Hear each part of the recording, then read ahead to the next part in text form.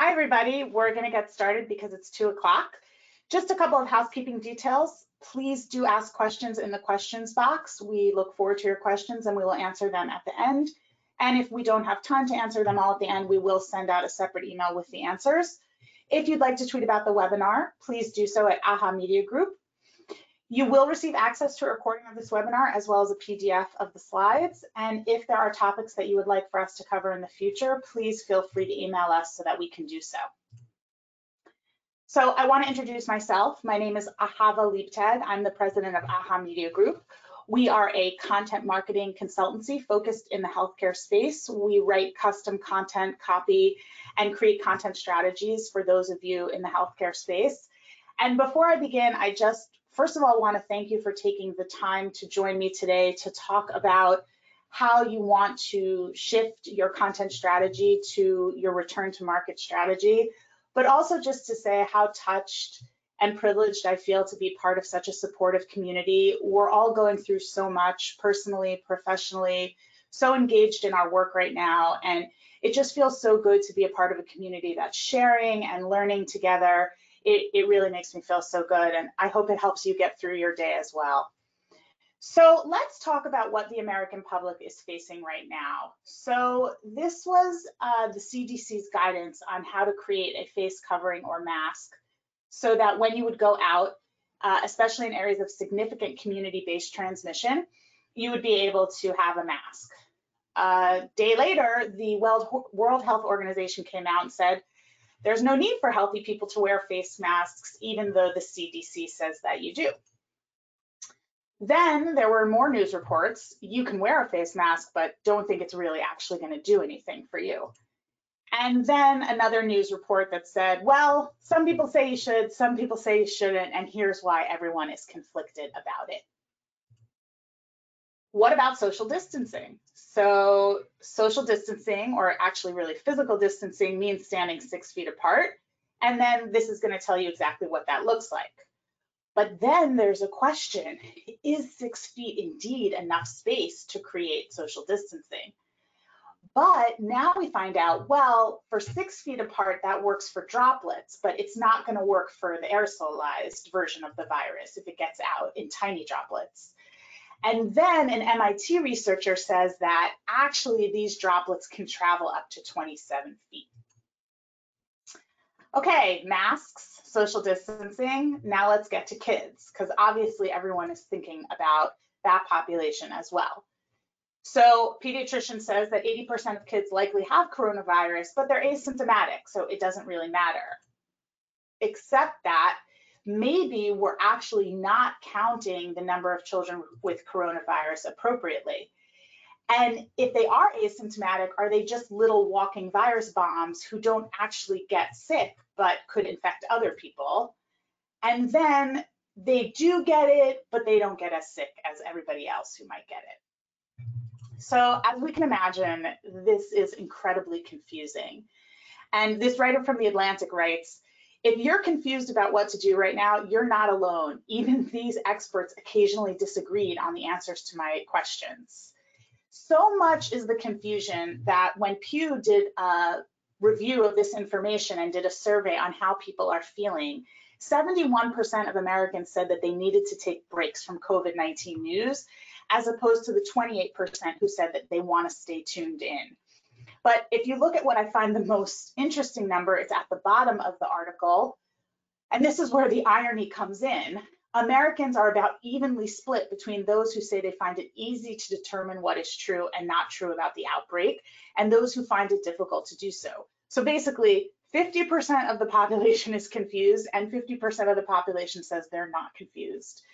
And so one of the things that we always talk about is that when somebody is dealing with an extremely difficult healthcare situation, the amount of information that they have to weed through to understand what to do next is overwhelming. And it's our job as healthcare communicators to make it as easy for them as possible. And most of the people that we know that have gone through things like this are people with cancer or dealing with, infertility or issues with their children. Sometimes it's life-threatening illnesses, sometimes it's chronic conditions, but never before have we seen the entire world tackle a healthcare crisis like this one. And the fact that so many people are so confused about what to do really shows us how important it is to be as clear as possible in our communication. The Centers for Disease Control and Prevention actually has an epidemic intelligence service. And the job of that service, they've graduated over 3,000 people, is for those people to actually be the epidemiologists and other stakeholders who go out into communities and help with protocols, including communication. In fact, communication is so important that inside of the CDC Field Epidemiology Manual, there's an entire chapter devoted to communications. Why is that? Because a pandemic is a communications emergency as much as a medical crisis. So let's just let that sit in for a second. The core principle of the Epidemic Intelligence Service, which sits inside of the CDC, and their only job is to manage epidemics, outbreaks, and pandemics, they say that a pandemic is just as much of a communications crisis as it is a medical crisis. So how do they deal with that? What are some of the solutions that they use in their communications that can help us as hospital marketers and communicators communicate to our audiences in a way that establishes our trust with them once again, reassures them that it's safe to come back in, and sets their expectations for what's actually going to happen when they're there? So the first thing that they say to do is that you must assign a lead spokesperson. Familiarity breeds trust. When people see somebody and they recommend it should be a scientist, when they see that person talking, they come to know that person, they come to trust that person. The second thing is that you need to have a SOCO, a single overriding health communication objective. And that single overriding health communication objective needs to be repeated at the beginning and end of every single communication you have about the pandemic. Transparency is essential. Officials must not over-reassure or over-promise. So that's one of the guidelines that we're definitely going to take very seriously today. And then what we always talk about is that we want to express empathy. We always want to express understanding of how those affected by the illness or injuries are probably feeling. So taking into account the confusion that people feel, the confusion that we know people feel in a regular healthcare crisis, and what the CDC is telling us is the best way to handle a pandemic from a communication standpoint, we're going to look at 6 different drivers or categories that I hope that you'll think about in the next couple of months as you go about redoing your content, changing your content, editing it, getting ready for return to market, and forging that connection with your audiences. So we all know they want to go back to their healthcare providers. For many of them, they need to go back to their healthcare providers. How can we make it as easy for them as possible? So let's start with the first one, which is that we want to drive decisions with data. So we have been very busy over the past month or so. I don't know, what day are we on, 700? But we have been very busy trying to create collateral that will help everybody in our community do their jobs better, because we're grappling with this stuff, every day. And so one of the things that we came up with is, if you're writing content, what are some of the ideas and questions that people have that you can answer for them so that they do develop that top of funnel awareness of your brands? Maybe they're already in the middle or bottom of the funnel, but they're paying attention to the ideas that you're getting out there. And so you can see that this is really based on questions. And the reason is because that's what people come to our content to engage with. They're looking for information so that they can move forward. So as much information as you can pull out of your data to tell you what people are looking for, that is what is going to allow you to create the best possible content. So let's look ahead at some of the data that you might be able to use. The first is looking at your Google Webmaster tools, or whatever you're using on your analytics background, in order to find out what search terms are bringing people to your content.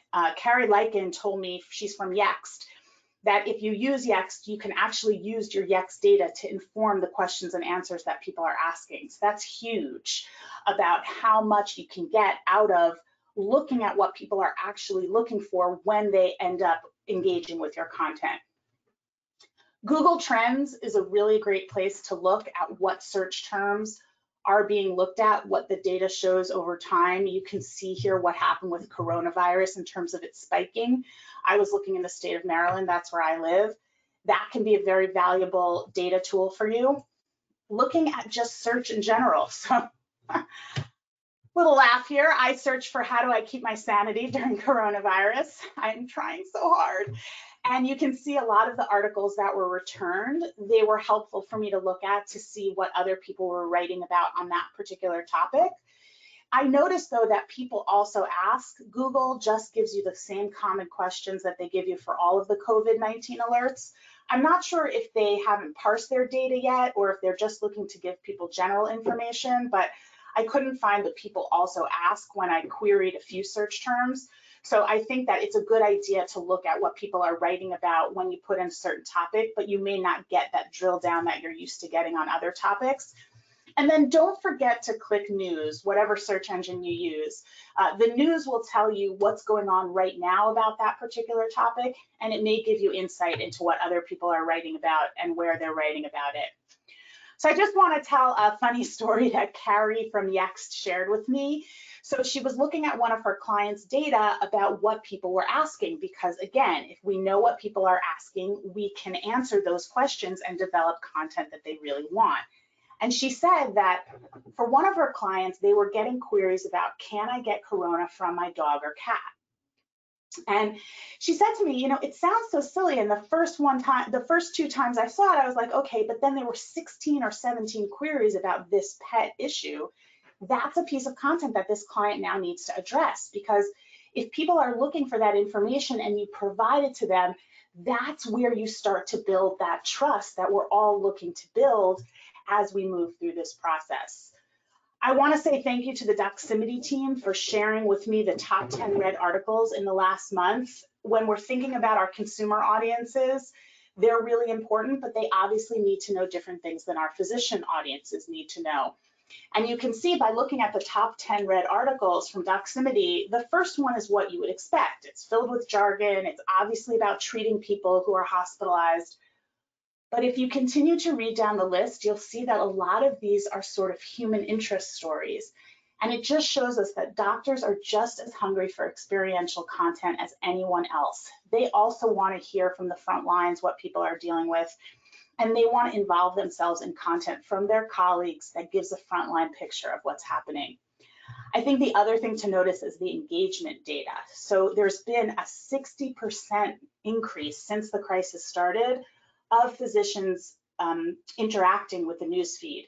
So when people say people don't have time or they're so busy dealing with the outbreak, they don't really have time to look at anything or gather information, the data does not show that. The data shows that people are more engaged than ever and gathering information so that they're prepared when they get asked questions. So the things you want to sort of ask yourself is, who are my distinct audiences? What does our search data show us? What are other types of data showing? What do our audiences need to know? What do our audiences want to know? And what's the best format to use, and what are the best channels?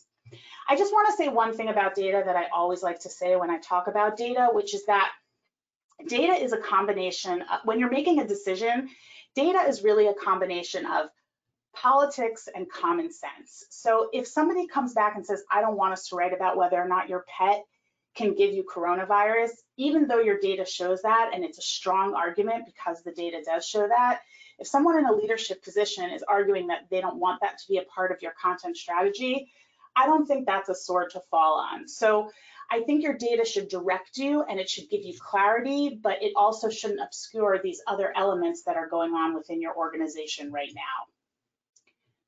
Clarity is key, and this really comes directly from the CDC.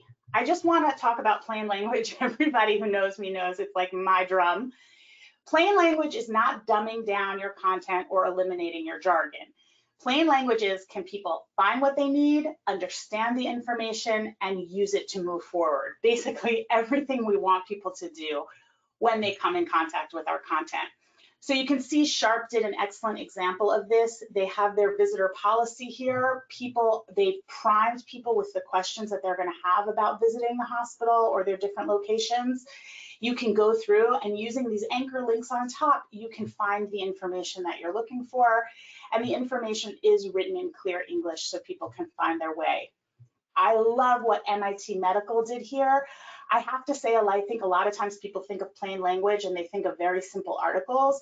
This is the perfect example of a plain language piece. I've been in close contact with somebody who has been tested positive, who is being tested.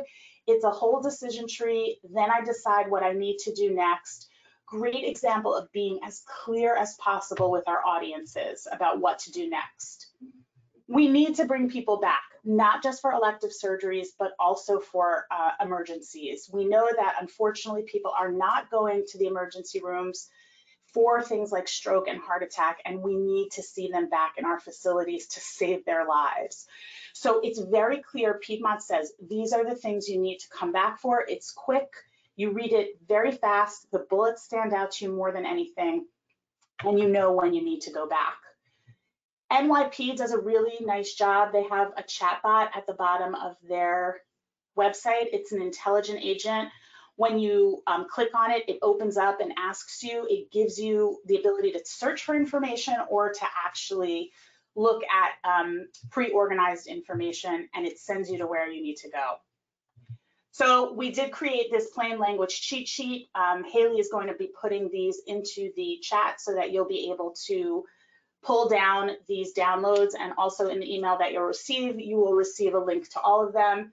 But this is a great example of taking what are jargony type of terms and turning them into language that people can understand. Nowhere is there a need for clarity more than around telehealth. People are not used to seeing their doctors over a video screen. And in fact, the first thing they teach doctors after they teach them do no harm is put your hands on a patient. So this is a completely new way of practicing medicine. I think Cleveland Clinic does a really nice job here. This is such a nice picture. It's so opening. I love the fact that it's a doctor with an older couple and probably like a son or a child. It shows that telecare can be more expansive maybe than a traditional appointment. I also just want to point out, for the sake of transparency, since we take it so seriously, if you do see a star in the top right hand of the slide, that is a client of Aha Media Group's.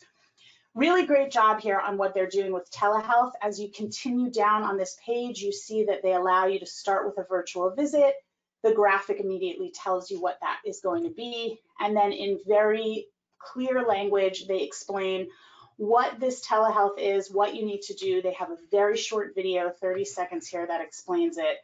Great example of how to be as clear as possible with telehealth and use those principles of plain language. Kaiser Permanente, you pick the region that you're in, then it asks you, how would you like to get care? Online, by phone, in person. When you click on it, it tells you exactly what you need to do, and you have a link, and it sets your expectations about what's going to happen next. This is the Bascom Eye Institute. How on earth do you have a telehealth visit for your eye? Like, I would assume your eye needs to be looked at through a machine, through those lights where they, blind you. But no, they explain here exactly what is going to happen, and they're going to decide with you on the telemedicine visit if you do need to be seen in a safe way. These are the telehealth types.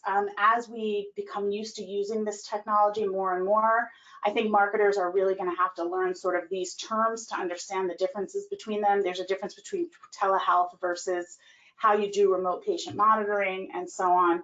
And these will be valuable terms for us to use in the future. Now to transparency, this idea that transparency will transform our relationships. So this is the CEO of Hunterdon Healthcare, and they publish the amount of people that are in the hospital with COVID every single day on this Facebook page. But he does a video, he talks about what's happening in the community. He also said something that I really liked. He said, every time a COVID-19 patient is released from the hospital, healthy, going home, we chime a bell, which is something that some hospitals do when a baby is born. And I just love the fact, the empathy that he really gave here. It's that idea of that lead spokesperson. The community has one person to trust, and he's very empathetic in the way that he speaks. But you can see that as they publish these numbers, how happy people are on Facebook that this transparency is taking place. It really does build trust in that organization. Firelands Regional Health System does the exact same thing. They're talking about they even get as far as how many employees have tested positive and how many have recovered. So I think as much as you can get to with your statistics you want to do, even if you can get as far as the percentage of COVID patients versus the percentage of other patients, or how many COVID beds you have in relation to non-COVID beds, the more transparent and comfortable you're willing to get with your data, the more you're going to build trust with your patients. Responsible return reassures. So that's a nice alliteration, Ahava. What does it mean? So it means that you want to give clear direction and you want to use appropriate imagery. So let's talk about what that looks like. Tidelands Health promoted this entire new campaign called Safe in Our Care. It's fantastic. They explain every possible thing you could be worried about returning to the hospital or the healthcare system, with exactly what they are doing to make sure that things are safe. They're cleaning everything. All reading materials and brochures have been removed from our lobbies. They really went back and thought through what are the questions that people are asking. They may have had data about what people were asking. They thought through every part of a person's particular journey through the hospital, what might happen to them, and they addressed all of it. Here, New Orleans East Hospital is very, very clear in terms of what you can come in for. It's a short list on Monday, April 27th, and that these are the points of entry that you can come in. So it doesn't need to be a really large piece of content. It just needs to give somebody exactly the information that they need. MD Anderson had to open up, had to explain to people how they're going to get their treatments, and they have this information here about where these pickups and drop-offs will occur. Even better than that list is this map. I can look at this map and know orange and green are where I'm allowed in. The rest of it, I can't get in through those entrances anymore. This is Beaumont Health. They did a really good job on their operational content. So we're not just talking about marketing, right? We're also talking about what do people need to know when they're actually in the facility itself? What can we hang on the doors? What do we put on the floors to show the 6 feet rule? What are we communicating to people while they're there? What we're doing to ensure their safety? And also the other information that we're providing to them online through social media on our websites so that they can see exactly what we're doing, being as clear as possible about it. Okay, imagery. We probably get this question asked at least once a day. What do we do about our pictures? So this is a beautiful picture. It's a lovely picture. It's not a world we live in right now. And so what concerns me is that if somebody comes to your content and they see this picture, it might be jarring for them. Now, for a lot of people, they're going to roll right past it because they're just looking for the answers to their questions. But for some people, it may make them take a step back. So the question is, how much of your imagery do you really change? And I think that the answer is that on your main landing pages, again, use your data for this. What are your top 25 to 50 landing pages? If you have other imagery that you can swap out, it's probably a good idea to do so. I don't know that you need to do an entire site scrub. Obviously, people do know that some photos are from before this happened, and they understand that. Seattle Children's does a nice job of this. I love what Stanford did here. Here, this woman is completely wrapped up. Nothing's getting in there, but look at the picture on her chest. So that human connection is there, that empathy is there. We can see Anna's face. We know who she used to be, even though she has to look like this right now. And I do believe these are the masks of the future. This was created for the deaf community so people could see their smile and read lips. I do think that she just looks more human, and I'm going to be able to communicate with her, not with just my eyes, but also with my mouth.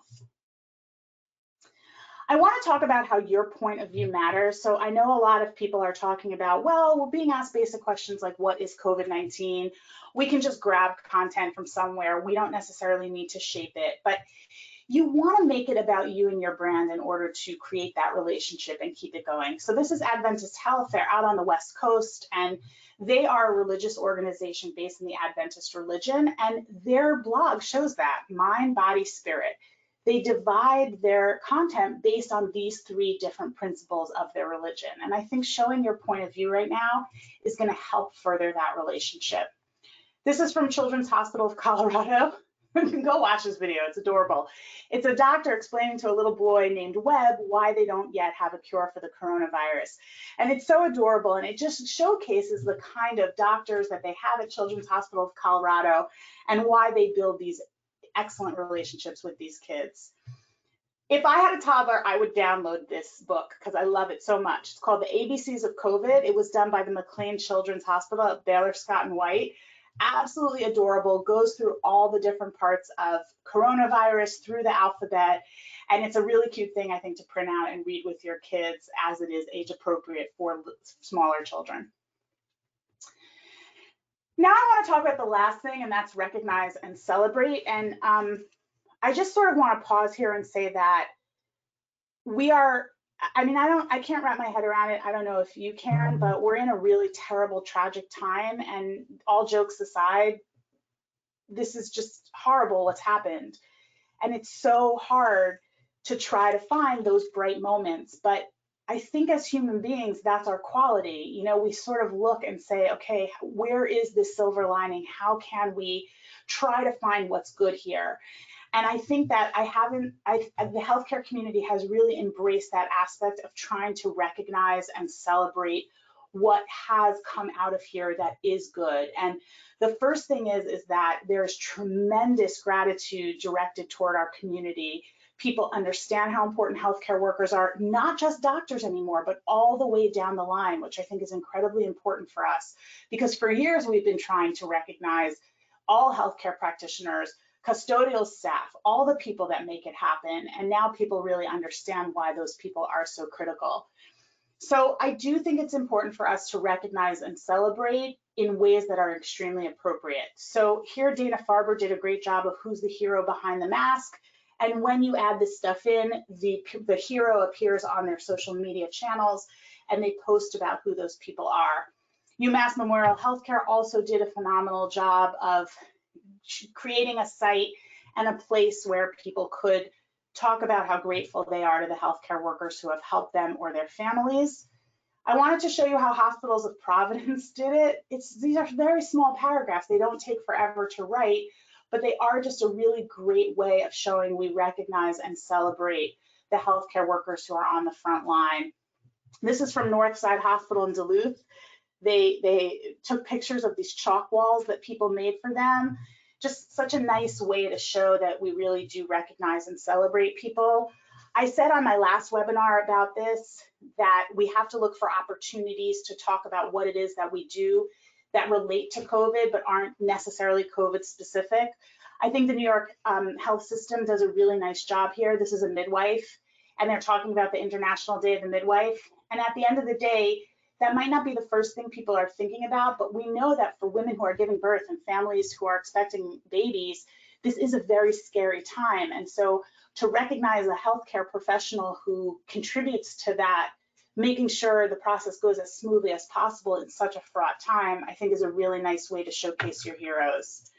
I think a lot of us have seen these incredible walks where patients leave the hospital. This is the Ochsner did this for their 1,500 COVID-19 patient. This went viral, more than 2,000 shares.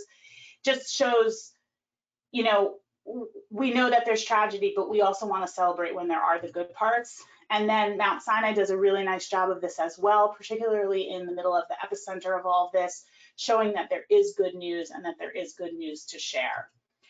So these are sort of the ways that I hope that are helpful to you in terms of getting back to that new normal, or not getting back to, but not embracing, I don't know, just accepting that we're in a new normal. You want to drive those decisions with data, keeping in mind that data is one point on that decision triangle. Clarity is key. Just, pretend the person reading it is in 3rd grade. And a lot of us have become 3rd grade teachers over the last month, so you may be more familiar with how that sounds now. Transparency is going to transform your relationships with your patients and with other people who interact with you. The responsible return in terms of making sure that you're very clear about what people need to know, about the expectations about what's going to happen when they come back, as well as the imagery that you use. Make it about who you are as an institution. People come to you, they believe in you, they have relationships with you. They want to hear from you. They want to hear what you think. And then as much as possible, when appropriate, recognize and celebrate the wins that don't feel necessarily like wins, but are an important part of what we're doing right now. And there was an article last week in the New Yorker where I think the article summed it up so well. There are so many terrifying possibilities in a pandemic. Information brings relief. And we are the holders of that information. We are the creators of that information. Let's make it as crystal clear as possible so that the people that we serve can find the information that they need, they can understand the information that they need, and that they can use it to make the most complex healthcare decisions of their lives that they're going to make. Thank you very much for spending the time with me. I got it right in under the wire. If anybody would like to continue to stay, you are welcome to stay for us to answer questions. And again, like I said, we'll answer questions for the next few minutes, and then we will end the webinar, but send out any answers afterward. So thank you for being here. Okay, Ahava, I'm going to read you some questions that came in. The first one that came through is, when is it okay to turn our campaigns back on? So I think that it depends on what the campaign is about. So certainly for things like joint replacement, where people might not see that as an elective surgery, but it's really something that they have to get done, then I think that that's definitely something you want to turn back on. I think other types of campaigns, maybe for things like plastic surgery or things like that, where they might not be considered essential, I think might be things that you want to just wait and continue to see what happens. You also have to consider the operational effects of that as well. Can you take joint replacement surgeries now? Do you already have a long waiting list of people you have to get through? What is it going to look like operationally? Are you going to be able to do surgery on 5 people in a day like you used to? So just measuring all of that data and making sure you're making the right decision based on good choices, I think is when you decide when to turn those campaigns back on. Another question, can we use videos we've already created if they were pre-COVID? So we got this question in a different webinar. I think you're going to need to go back and look at your B-roll and see if you can use some of the video that you got from those shoots. I would not be creating video right now that shows people not social distancing or not wearing masks. I just think it's too soon. My hope is that you will be able to resurrect that video in some way. I just don't think right now is the time to release something that it's going to look dated and antiquated. So I don't think you want to do that right now. Okay, the term "we're in this together" is now overused. Is there a new term that you're seeing healthcare use when coming out of this crisis? Oh, that's such a good question. I mean, I'm seeing a lot of safe care, the word safety used a lot. There's a lot of compassion. That's kind of a term that's being thrown around a lot. I think we are in this together, but at a certain point, we're not going to be in this together anymore. And so I haven't seen any one term come out, but I think the most important thing to say is we got through this together. Now let's figure out what all of us need to do. And I think that's what we need to start focusing on again. Everyone was inside. Everyone was trying to make it work. Everyone was trying to figure out what to do. Some states are now opening in different ways, and hospitals are being given, I mean, even in New York State itself, upstate New York is allowed to have elective surgeries, but even just an hour away, they're not, because they still have too many COVID patients in the hospital. So it's confusing what's going on out there, and I think that's what we should be focused on is, obviously we're all in this together, but now we have different needs than we used to before. Here's another question. We believe in transparency, but our executives don't. What can we do to convince them? So I think showing them some examples of where you see hospital CEOs or executives being really transparent, showing them as many positive examples that you can of that. Again, I think you want to fight the fights that are, or the challenges that are really going to affect patient communications. I don't know that if your executives are giving you a really tough time on certain things, it's worth it. I just think showing them some examples of how transparency is good and how people may want that is important. You could also try running a survey from your website or your social media channels, asking a couple of questions of what might people be looking for and making the transparency question one of them, so you can grab more data that helps convince your executives. Is it okay to use stock photography when it comes to photos of people with masks? Yes, right now it totally is. So so funny, how many times did I say, you want to use custom photography, you don't want to show people in masks, it's scary to people. And now I'm saying to people, it's okay to use stock photography. You have to show people in masks. You really never know where it's going to go. So never say never. I think absolutely. For right now, stock photography is probably the best you're going to be able to do. I know that some institutions have been trading conversations online within forums about how do you get photographers and videographers into your organizations right now, what kinds of PPE do they need to be wearing to be inside the hospital, and it can get very overwhelming and very confusing quickly. So I think whatever stock photography you can find, use it, and then make it a priority to try to slowly accumulate some custom photographs that you can use for just your own media. Do you recommend that we explain our safety protocols in all of our communication? Is it okay to have one page where we list them out and then continuously link to it? I'm sorry, say that one more time. It was a lot. Okay, yeah. Do you recommend that we explain our safety protocols in all of our communication? Or is it okay to have one page where we list it out and then link to that page? The second, I would not list it everywhere. I would not at all. I would list it in one place, because if you list it everywhere and you have a change in your content strategy, you are going to have to go back and change it in those 400 places. So just have one list everywhere and continually link people to that one page. I think that's the safest bet. As we open up, do you have a recommendation in terms of a ratio for COVID content to non-COVID content? That's an excellent question. I think that people are starting to develop COVID fatigue. We do see that a little bit. I think that this is the same question we've always had, is how much time do we spend on all the different parts of our business? And I think that depending on where you are in the country and what's happening at your system or your hospital, you need to make that decision together with your team. I do think that it's time to really start focusing on operational content and what the life is going to look like now that we're returning to the new normal. Do you count that as COVID content or not COVID content? Clearly, it's only motivated by the fact that we had COVID, but it's not really about COVID. It's about what it looks like when you come to the hospital now. So I think that everybody has to make that decision for themselves. But I also want to remind people that there are a lot of specialists who are not doing anything. Dermatologists, orthopedic surgeons, certain kinds of oncologists. There's a lot of doctors who are sort of twiddling their thumbs right now. Asking them to look at their marketing materials if possible, and using some sort of content support to get more content out there so that you're ready when you do have to roll, is the best use of your time right now, if you have it. Some people are being pulled in a million different directions. People are furloughed, they've been laid off, their departments are understaffed. So do what you can do, but now might be a good time to try to focus on some of the stuff that's going to come down in the next 6 weeks to 6 months.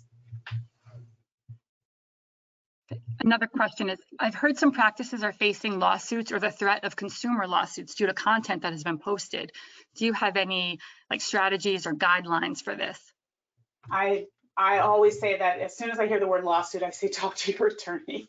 You should ask your attorneys. You may have to change the footers on your websites about your content. You may have to put in timestamps. I think a lot of hospitals, the way they dealt with this in the beginning was they just sent everybody over to the CDC because they didn't want to put their own spin or their own perspective on it, because every day the information was changing so quickly. So talk to your attorneys and find out what you need to do to protect yourself. And there's errors and omissions of insurance that I think everybody covers at some point. What's that umbrella look like? My answer to that is do more research and try to figure that out. But I'm not surprised. People will try to sue people for many, many things. Okay, we have 2 more questions. So one, our marketing team is still working remotely. What's your advice for managing content strategy and production among a remote team? How can we stay organized? So that's what we do all day, every day. We're also a remote content team. So the first thing that I would say is communication is key, and establishing meeting cadences is really important. And I hope when people heard the word meeting, they didn't also hear the word death.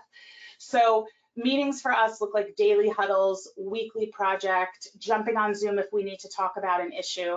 The second thing after communication is great project management software. You need a place to store documents, to keep track of timelines, and you also need people who run the trains. So one of the things I talk about is that the most important person on a content project is the project manager, not the writer, not the editor, not the content strategist, not the editorial director. It's really the person who keeps all the trains running. And so having, again, meeting cadence so that everybody's staying in touch as much as possible, Slack, texting, phone, carrier pigeon. The second is having great project management software, and the third is having great project managers who can do air traffic control and who can wrangle projects and keep them on target. And then again, that's having that central repository of documents so that people can find the things that they're looking for easily. Okay, this is the last question, unless another one comes in.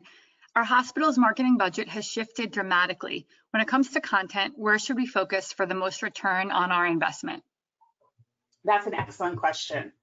I think your data needs to tell you that, and your leadership needs to tell you that. What are the faucets that need to get turned on as soon as possible? If that's elective surgeries, that's where you need to focus your time.